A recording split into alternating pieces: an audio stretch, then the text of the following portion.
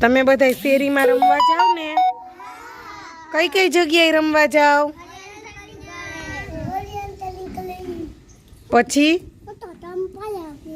ચંપલ પહેરીને જાતું તો. હા, આપણે બહાર રમવા જાય તો શું શું ધ્યાન રાખવું જોઈએ?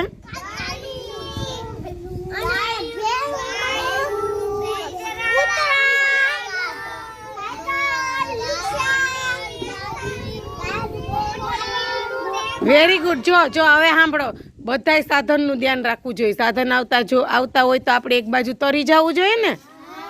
અને શું પહેરીને જવું જોઈએ? શું પહેરીને જવું જોઈએ?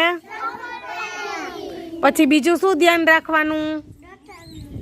હા, શેનું? ગટરનું. ગટરનું ઢાંકણું હોય તો ત્યાં આજુબાજુ રમાય ને? રમાય ને? ન રમાય? શું કામે ન રમાય? હા, ગટરની અંદર ઢાંકણા ઉપર પગ જાય અને ઢાંકણું તૂટી જાય તો, અને ખુલી જાય તો આપણે અંદર ઉતરી જાય ને. એટલે એની અંદર એની આજુબાજુ ક્યાંય રમવું જોઈએ. પછી કાંટાવાળું ઝાડ હોય તો એનું ધ્યાન રાખવું જોઈએ ને આપણે. તમને તો બધાને ખબર પડે છે. હે, આ જ રીતે તમે રમવા જાવ છો બધાય. અને ચપ્પલ પહેરીને તો જાતા જ નહીં હોવ ને રમવા જાવ તો. એ ચંપલ નહીં પહેરતા હોવ ને, પહેરીને જાવ છો. અરે અરે વાહ, વેરી ગુડ.